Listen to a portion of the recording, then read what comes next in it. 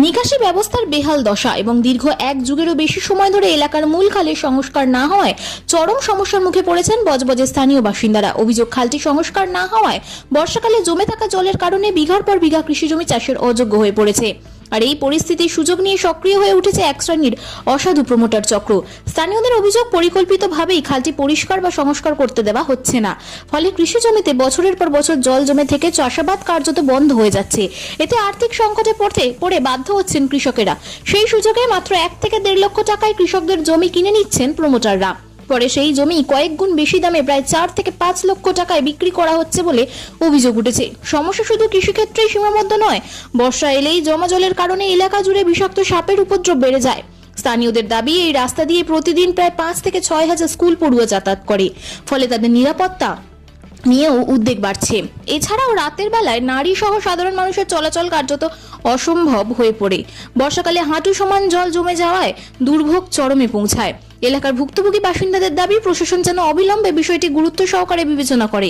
নতুন সরকারের কাছে তাদের আবেদন, সাধারণ মানুষের স্বার্থ, কৃষকদের জীবিকা এবং জননিরাপত্তার কথা মাথায় রেখে দ্রুত খাল সংস্কার ও রাস্তার নিকাশি ব্যবস্থার উন্নয়নের উদ্যোগ গ্রহণ করা হোক। Bureau report, 24x7 news.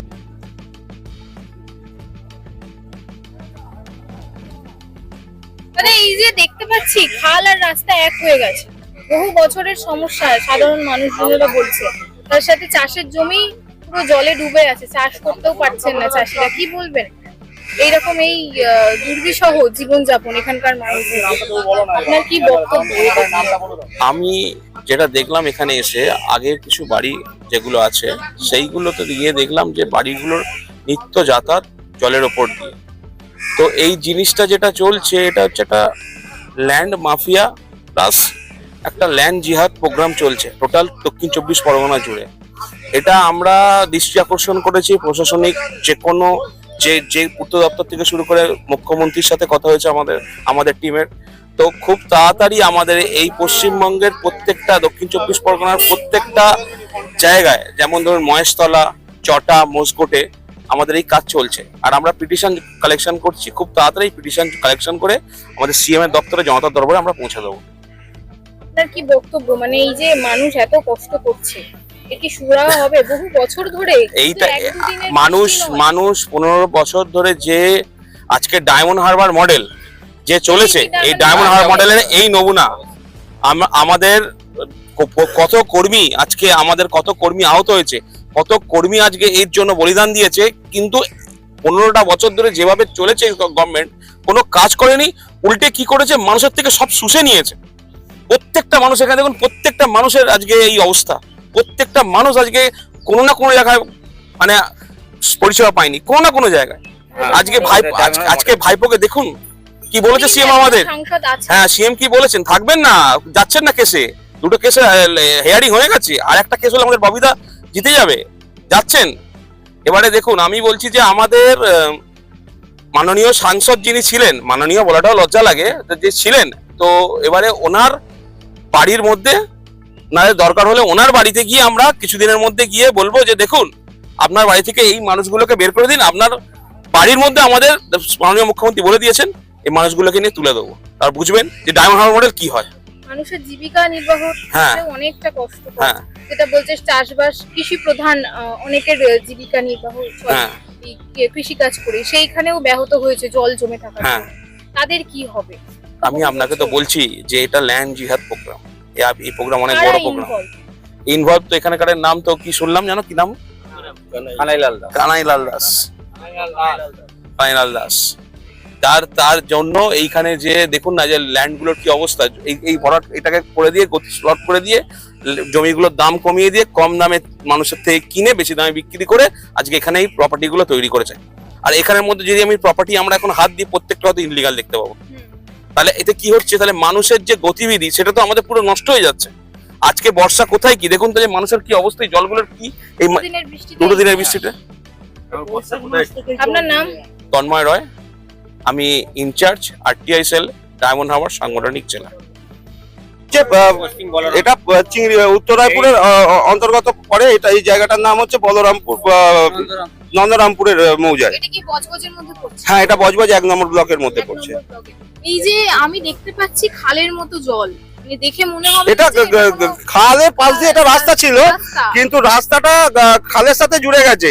এখন রাত্রির বেলায় যেসব মানুষরা যাতায়াত করে, আমাদেরই গ্রামের পাশাপাশি কাকা যেটা সম্পর্কে হয়, তারা কেউ সাইকেল গাড়ি বা তাদের অসুস্থ রুগী হলে আমাদের বাড়িতে রেখে দিয়ে তারপরে তাদের ব্যবস্থা করছে, বা কোনো একটা জিনিসপত্র রাত্রির বেলা ভয় তারা আনতে পারছে না, ধরুন বাজার হাট করে নিয়ে আসছে, খালে এত জল পড়ে যায় যদি খালে, রাস্তা সমান হয়ে গেছে। আগে তবু বর্ষার সময় জল থাকতো, এখন তো আমরা দেখতে পাচ্ছি সারা বছরই জল। খাল কি সংস্কার করা হয়েছে সে 15 বছর আগে হয়েছিল, 20 বছর আগে সেই প্রশাসনকে জানিয়েছিলাম, আমরা এখানে বজবজ এডিএ কে জানিয়েছি, যেহেতু কৃষি দপ্তরের আমার চাষিরা, বিডিও কে জানিয়েছি, পঞ্চায়েত সমিতির সভাপতিকে জানিয়েছি, দুটো পঞ্চায়েতকে জানিয়েছি, গ্রাম পঞ্চায়েতকে জানিয়েছি। তারা কি কোনো রকম কোনো আশ্বাস দেয়নি বা কোনো ও, কাজ করছে? তারাও গেলেই একটাই কথা বলছে যে তোমরা একটা ভালো উদ্যোগ নিয়েছো, যে এটা একটা দরকার আছে, বা ভিডিও গেলে বললো হ্যাঁ এটা তো নিয়ে আমাদের আলোচনা হয়েছিল যে আমরা এটা খালটা কাটবো, এই সামনের মাসে কাটা হবে। প্রত্যেক যখন আমাদের কৃষির মিটিং হয়, প্রত্যেকবারে, এমনকি আমাদের এখানকার যে পঞ্চায়েত সমিতির সভাপতি কানাইলাল দাস বাবু, উনি নিজে পর্যন্ত আমাদের বলেছে যে হ্যাঁ আর 1 মাস পরে তোমাদের চিন্তা করতে হবে না, খাল কাটা হবে। এই এক মাসটার সেই 1 মাসটা মোটামুটি আজকে 5 বছরের বেশি হয়ে গিয়েছে। না, এইখানে তো মোটামুটি কৃষি প্রধান, আপনারা চাষবাস হ্যাঁ, করেন, হ্যাঁ। চাষেরও তো অনেক ক্ষতি হচ্ছে। চাষের তো ক্ষতি তো মারাত্মক হচ্ছে। কত বছর এই চাষের সমস্যা? আপনাদের তো মোটামুটি 15 বছর ধরে। জীবিকা তো ওখান থেকে। এখান থেকে আমাদের এখানে প্রায় 33,000 জন, যারা এই চাষের ওপরই আমাদের জীবিকা, বা যারা মাছ ফাছ ধরে খায় তারা আলাদা আছে, শুধু মেন চাষি আছে, বড় চাষি আছে, এখানে 33,000 জনের মতো চাষি আছে। তাদের তো খুব সমস্যা। সমস্যা বলতে এই যে প্রত্যেকবারে যে ডুবে যাচ্ছে, ধার দেনা করে যে আমরা এই যে করছি, আমি তো গেল বছর ট্র্যাক্টরই তো জলা থেকে তুলে নিয়ে যেতে পারিনি, এত জল মানে জলের স্রোত ঢুকছে, সে ট্র্যাক্টর তোলা যায়নি, রাতারাতি ট্র্যাক্টর ডুবে গেছে।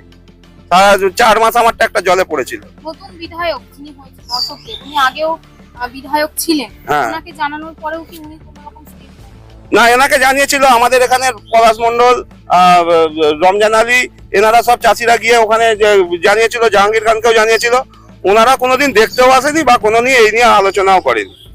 সুব্রত মুখার্জিকে পর্যন্ত জানানো। সুব্রত মুখার্জিকেও পঞ্চায়েত মন্ত্রী, ওনাকেও জানানো হয়েছিল, উনিও সেই সময় কোনোদিন আমাদের মানে হ্যাঁ ঠিক আছে আমরা বুঝে গেছি এই ব্যাপার, আমরা দেখছি, এই নিয়ে কথাবার্তা হচ্ছে, আলোচনা হচ্ছে আমাদের উপর মহলে। আপনারা কি নতুন সরকারকে কোনোভাবে হ্যাঁ, আমরা তো বলবো যে নতুন সরকার যদি আমাদের এই এই জলযন্ত্রণা জীবন থেকে যে আমাদের রক্ষা করে, এই খালগুলো সংস্কার করে এ করে আমাদের এখানে সব চাষিবাসীরা নতুন করে আবার তাদের জীবিকা ফিরে পাবে, তাদের এখানকার স্থানীয় মানুষ তারা নতুন করে বাঁচার একটা রাস্তা দেখতে পাবে।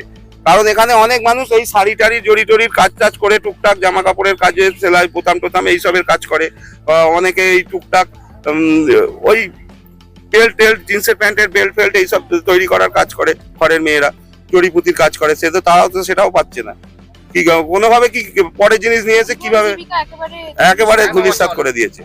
একদম অচল। আপনার নাম? আমার নাম সন্দীপ সামন্ত। আপনি এখানকার বাসিন্দা? না, হ্যাঁ, আমি এখানকার বাসিন্দা, স্থানীয় বাসিন্দা।